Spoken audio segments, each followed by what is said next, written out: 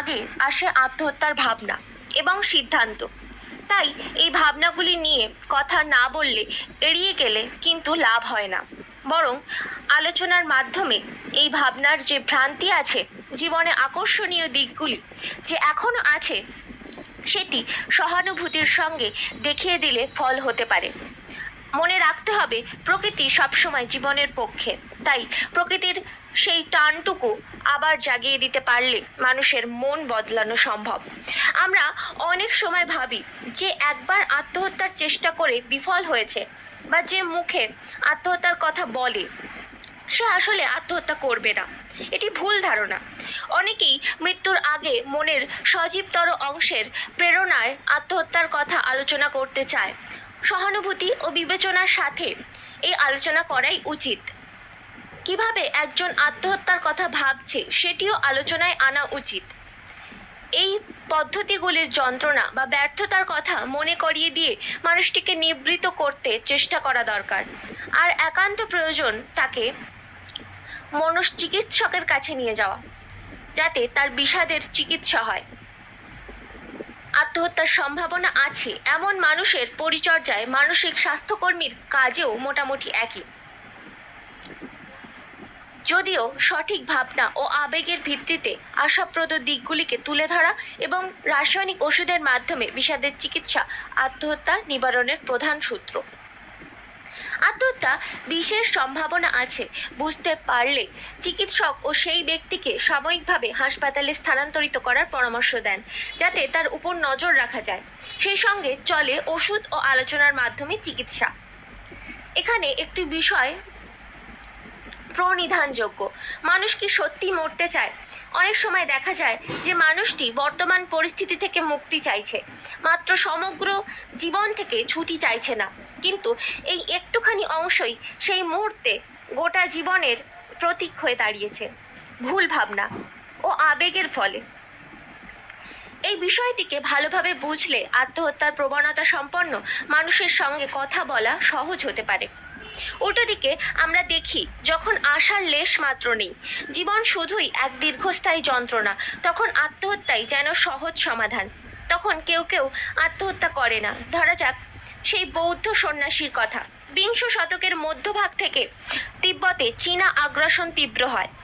স্বয়ং দলাই লামা এবং অনেক বৌদ্ধ ধর্মাবলম্বী কোনো মতে সীমান্ত পেরিয়ে ভারতে আশ্রয় নেন, কিন্তু সকলে পালাতে পারেননি। বহু সন্ন্যাসীর উপর চীনের জেলখানাগুলিতে অকথ্য অত্যাচার হয়েছিল। এমনই এক সন্ন্যাসী অনেক বছর কারাবাসের পর মুক্তি পেয়ে ভারতে এসে পৌঁছেছিলেন। তাকে দুটি প্রশ্ন করা হয়েছিল: এক, তিনি কখনো আত্মহত্যার চেষ্টা করেছিলেন কিনা, আর দুই, কারাবাসের সময় কখনো তার সব থেকে বেশি কষ্ট হয়েছে।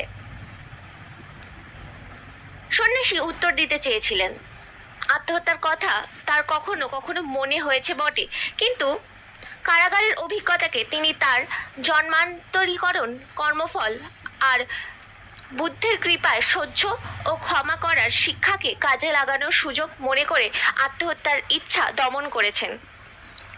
আর কষ্টের মুহূর্ত, সন্ন্যাসী বলেছিলেন, তার সবচেয়ে কষ্ট হতো যখন কোনোদিন হিংস্র অত্যাচারের পরে তিনি অত্যাচারীর কল্যাণ কামনা করতে পারেননি।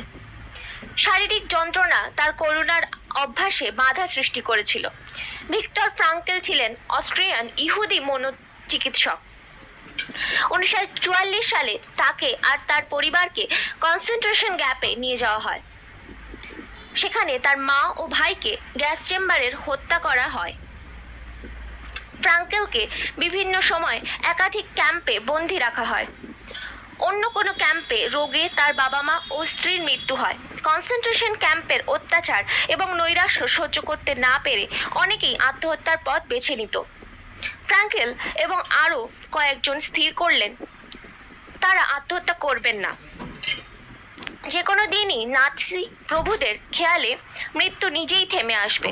তার আগের মুহূর্ত পর্যন্ত তারা চেষ্টা করবেন জীবনের অর্থবহতা খোঁজার। অন্য বন্দীদের মানসিকভাবে সাহায্য করার যতটুকু পারা যায়। ফ্রাঙ্কেল ঈশ্বর বিশ্বাসী ছিলেন। সেই অনুভূতি তাকে ভয়াবহ পরিবেশেও আশ্বাস জাগিয়ে রাখতে সাহায্য করেছিল। ফ্রাঙ্কেলকে বই ম্যানস সার্চ ফর মিনিং পৃথিবীর বেস্ট সেলার বইগুলির অন্যতম। ফ্রাঙ্কেলের বিবরণ সম্পূর্ণ সত্য কিনা তা নিয়েও অবশ্য পরবর্তীকালে প্রশ্ন উঠেছে।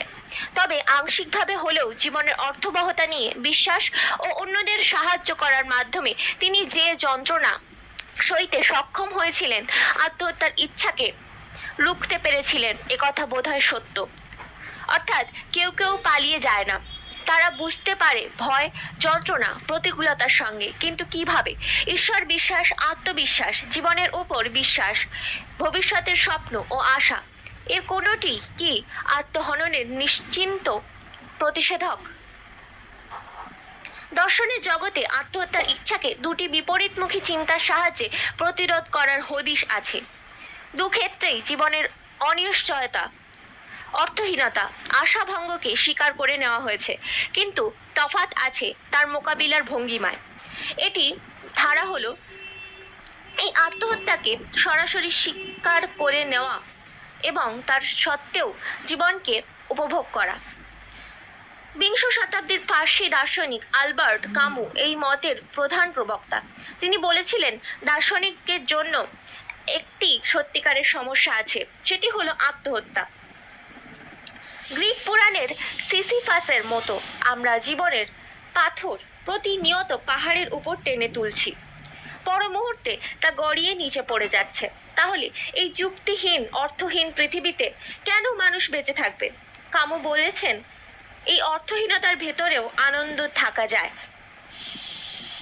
সরল আনন্দের সেই উপভোগ, সূর্যের আলোর সমুদ্র তটে ঘুরে বেড়ানো, ফুটবল খেলা, এক কাপ কফি খাওয়ার নিছক ভালো লাগা ইত্যাদি।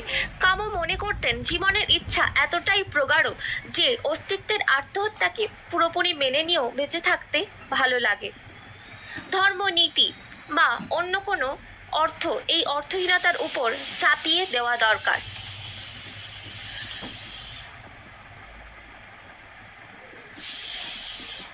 অস্তিত্ববাদের এই প্রাথমিক সূত্রগুলিকে মেনে নিয়ে জ্যা পল শাস্ত্রেও বলেছেন যে মানুষের জীবন তার নিজের ইচ্ছায় নয়, কিন্তু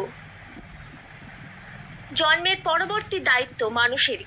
তাই শুধু নিজের নয়, অন্য সকলের উপর প্রভাবের কথা ভেবেও আত্মহত্যা না করা উচিত।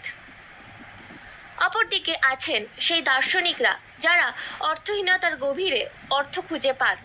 কেউ এই অর্থ খুঁজছেন ঈশ্বরের অনুভূতিতে, কেউ ভালোবাসায়, কেউ মানবিক নৈতিক মূল্যবোধে, কেউ রাজনৈতিক স্বাধীনতার আকাঙ্ক্ষায় কিংবা শিল্পে, সাহিত্যে।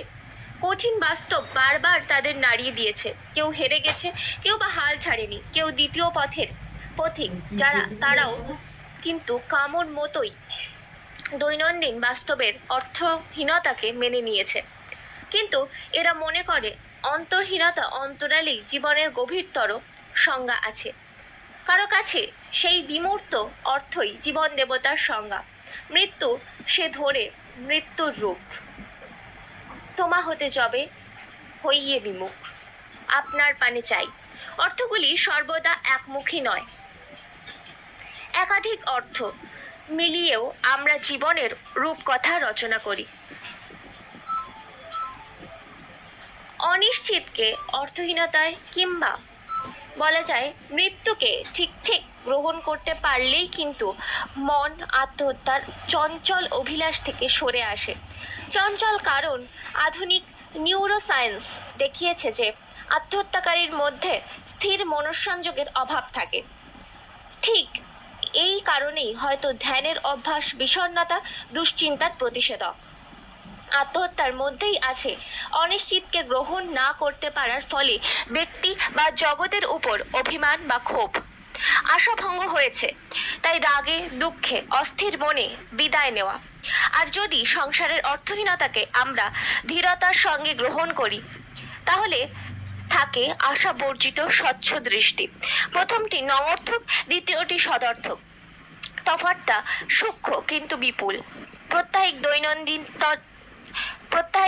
দৈনন্দিনতার মধ্যে অর্থকে যিনি আর খোঁজেন না, কিন্তু মন যার প্রসন্ন তিনিই তো ত্যাগী, সম্যক ন্যায়ের অধিকারী। ক্ষুব্ধ মনের আর প্রসন্ন মনের অর্থহীনতার অনুভব তাই নামে একমাত্র স্বভাবে বিপরীত ধর্মী। আত্মহত্যার মধ্যে জীবনকে বোঝা আর মৃত্যুকে বোঝা এক জটিল বুননে জড়িয়ে আছে। মৃত্যুকে যে কেবলমাত্র জীবনের কষ্ট থেকে মুক্তি হিসেবে দেখেছে, ক্লিষ্ট জীবনকে সে মনে মনে টেনে নিয়ে চলেছে মৃত্যুতেও। এই মৃত্যু বাসনা পীড়িত মৃত্যু, কিন্তু জীবিত থেকে সে মৃত্যুকে গ্রহণ করেছে। জীবনের কাছে যার কিছু চাওয়ার নেই, মৃত্যু নিয়ে তাই তার ভয়ও নেই, সেই বুঝি অভি, সেই হয়তো পারে কার নৃত্য যথাযথ উপভোগ করতে। তার কাছেই বুঝি আসেন মৃত্যু রূপা।